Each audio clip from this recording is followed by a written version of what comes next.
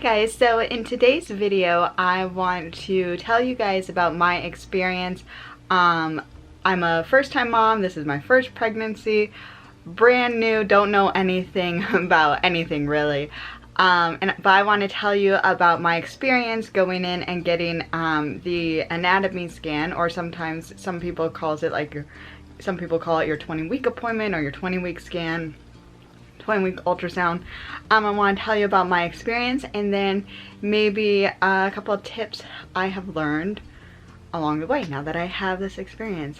Okay, so let me get into it. So the first thing that I learned was that generally it is done around the 20-week mark, but the time frame that it could work is anywhere between 18 and 22 weeks in your pregnancy. And the purpose of this is more of like a diagnostic to make sure that there's no major problems with what they could see inside of you or the baby, and a lot of like they're looking for like developmental things like organs and all those things.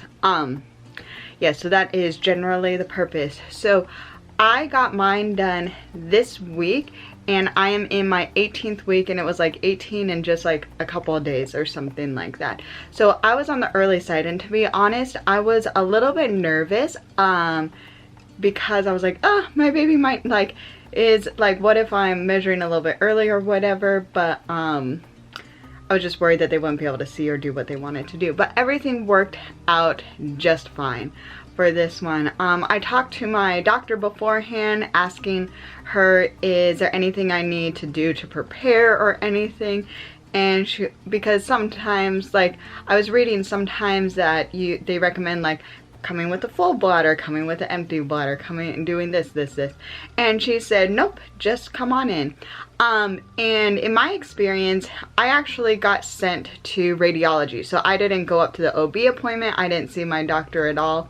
This was done by I believe a lab technician in the radiology department. And the lab technician was great. He has been doing this for like 30 years, and before he was doing other things in radiology in the military. So he was very, very professional and very good about doing it. So one thing is that during this time, I don't know if you're going to watch it in the future or anything like this, during this time I'm living in California, and it's during the COVID-19, is it officially a pandemic? I don't want to say something wrong, but it's when all this coronavirus thing is going on. Please forgive me if I called it a pandemic and it's not like officially a pandemic or not. Don't want to get that wrong, but maybe I did, who knows. And so anyway, so typically this is something that a lot of husbands will be able to go to, but Eric was not able to go to this one, and we knew this. Like, we knew this beforehand. I had a little bit of hopes because in here we're like starting to kind of talk about like reopening and things like that, and I think we're on like phase 2 of reopening and things, so I was having hopes, but he wasn't able to, and that's okay because we already prepared for it, and through this whole thing we just want to make sure that we're being like as respectful to these frontline workers as we can, you know, and so just deal with whatever little disappointment that we came. The process is still a little bit intense about like getting in, checking in, everybody mask, social distancing, making things as contactless as possible, which is great. And I had an early 8 o'clock appointment in the morning. I did have something to eat. I had one piece of toast and a small glass of orange juice beforehand, and I wouldn't say that my bladder was full necessarily, but like I made sure not to pee right before, so if for some reason it helps or whatever, I would have the option of, they call it emptying your bladder, you know, for this one. So I was able to go in right away. And one thing that was really interesting, so in a lot of like TV and movies that that I see, when they put this like squeezy, I should have asked what it's called, I'm so sorry, but they put something on your skin, this like gel thing. People are always like, oh, it's cold in movies, so I was expecting that. No, it was actually a little warm, so I don't know if they, like, not warm, it was like basically room temperature, you know.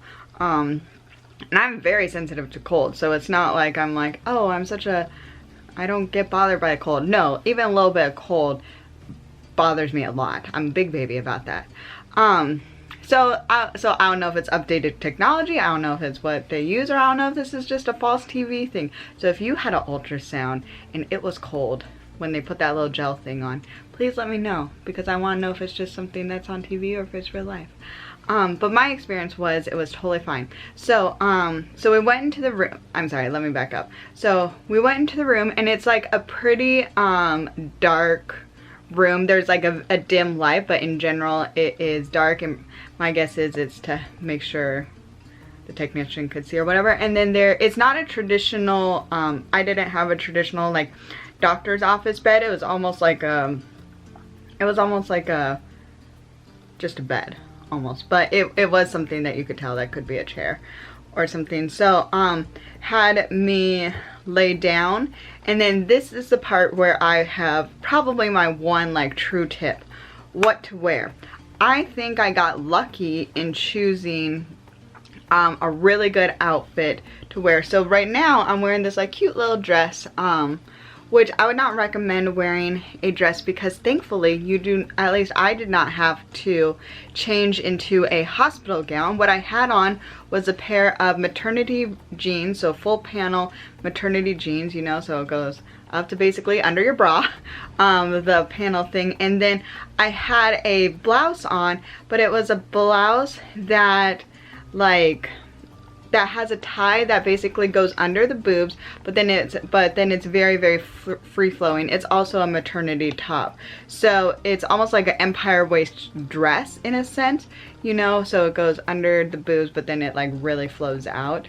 But it was like almost a tunic in a sense for that one, and that actually worked out very, very well for a couple reasons. So first, so what you do is like I had to pull the belly things down, and then they had to tuck the towel into the pants. And so I actually really liked having and you do have to go kind of low, not in like, it's not inappropriate because it's a doctor, but you know, but you do have to go kind of low, because the technician will have to try to get into different angles. So I actually really liked wearing maternity jeans as opposed to like maybe traditional jeans or whatever, where I would have to do more like maybe unbuttoning or readjusting or whatever. But having that stretchiness was really, really good, really simple, really easy, really fast. And then the shirt, you have to basically like move it to go like under your boobs, so your whole like little pregnant belly is exposed, however big or not big the bump is. And then, oh, and so in my experience, I had to do a lot of things that involved getting up, putting more gel on, getting up, doing other things. So I'll explain why in a bit. And so one thing that I like, so the jeans were really good choice, because it was comfortable, and it was very easy to quickly be able to get the lab technician to be able to do his job well. The blouse I really liked, because when I had to do all these different things, you have to like wipe the gel off of you. And so I like that it wasn't like that I didn't have a shirt, because I was also thinking of wearing like a tank top that would be a little bit closer to my skin. I'm glad I didn't, because then some of the gel would have gotten onto my skin. Because to be honest, like every time I had to get up for whatever reason, he did have me wipe it off, but I think I was just like so like just wanted to get a move on to be able to move this process along. I did a terrible job like not making sure, so I know that there was like still gel on my belly in different places. And so having that like loose fitting top that I wore meant that it wasn't getting like all over my shirt, or I wouldn't have like weird like wet blotches on my belly, you know. So anyway, that is a little tip that took a lot more explaining than was necessary, but I was really thankful that I was able to do that. So when I went into the lab technician, or when I went in there, I asked him, like, I was trying to be really friendly, like, and I'm trying to just be as nice, polite, and respectful, even more than I would, because during this time, like, I just have the utmost, like, appreciation and gratefulness for like essential workers, but especially people who like I obviously am coming in contact with. So through this whole time, I was just trying to be like, make it as easy and as pleasant for him as possible, because it's a huge sacrifice that people are making to be able to make sure that, like, I'm having a healthy, good pregnancy. And so one of the things I was talking to him about Eric and things like that, and we were like, and I was just like, so he wasn't able to come, and I was like, are we allowed to FaceTime and stuff like that? And he said yes. So I was so excited about this. So what actually happened, and he explained to me, he's like, the monitor is going to be faced away from you, so no one is going to be able to see, and that is so I could focus on making sure that I am getting all of the shots that I need to get to give to the doctor for diagnostic purpose. So for actually most of the time that I was spent, I did not get to actually see the baby on the screen. And actually, when I was like, a part of me is like, God, I just want to see it. But when I thought about it, I was like, you know what, this is probably the best thing possible, because I know I would have been excited and be like, oh, what's that? But instead, he was like, we were obviously like chit-chatting and stuff like that throughout the process, but he was able to, but it was like not important, you know. He wasn't having to answer my questions, which I'm sure would have probably been annoying, because he's like, I'm just trying to get your baby to cooperate, lady, you know. So I think that this ended up being good, because he was able to concentrate on making sure he was doing a good job at getting the images and getting the positioning that he needed to make sure the baby was healthy. But then he said, after he got everything he needed to get, then there would be time, and I FaceTime Eric, and then we were able to see the baby, and he would explain everything to us. So I was perfectly satisfied, and I had no problem being patient for that part, because it makes sense, you know. And the whole reason why, like, yes, we want to know what like, I want to be able to see the baby, but the more important thing is that the professionals are able to get the information they need in order to make sure that the baby is healthy and developing properly. So little G, our baby, was being stubborn. Just did not want to cooperate.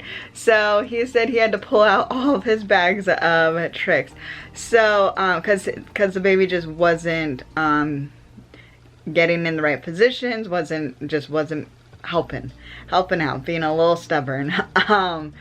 And Eric and I were joking, because we've been like talking to the baby for a while, saying like, okay, little G, this is the only time we're going to say this, but you need to flash the technician, because my doctor said that like 95% of the time during this ultrasound, the technician will be able to tell if it's a boy or girl, and we are dying to find out if we're having a boy or girl. So we've been like when we're talking to the baby, we've been talking like, okay, this is the only time. Be indecent, flash, you know. And then Eric and I were joking that Lil G is just like both of us, because both of us, Eric and I, do not like to be told what to do in the slightest. And if someone tells us what to do, in general, we want to do the opposite, because how dare you? And we're like, oh my gosh, this is our child. He did not want to cooperate, or she did not want to cooperate, because he or she, Lil G. Anyways, so the technician first had me, he was trying to get some shots, he got some, but he needed to be able to get more images, and Lil G just wasn't cooperating. So he had me go to the bathroom to try to empty my bladder to see if that helped. Tried. Still wasn't getting everything that he needed to get. And like during this time, like I'm laying flat, I'm laying on one side, laying on the other side, and and that's just how it's going. And then he had me like briskly walk up and down the hall like 5 times going up and down the hall. And then finally little G was able to cooperate, and then little G was able to get the they were able to get the pictures that they needed to get to send to the doctors, or images for this one. And so after that, I was able to FaceTime Eric, which was excellent. So we were both able to see, so much. Little feet. We were able to see little feet. I don't think we quite made out like toes. Like he was pointing things out. But sometimes it's like, it just looks blurry. So the pictures were pretty blurry. We were able to make out some things, but they weren't as crisp and clear as I was hoping or was expecting. But that really could be because apparently we're going to have a stubborn kid, which I'm not surprised at all. But such is life, right?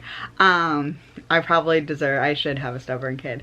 But he spent a lot of time going over. We got to see the baby's heartbeat moving. We actually got to see the chambers of the heart.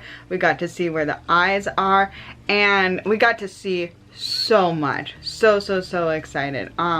We did get to see the gender. So little G ended up being obedient. But we're going to have a whole video because there's a lot that we need to like talk about and explain. So we're going to have another video soon telling what we're going to have.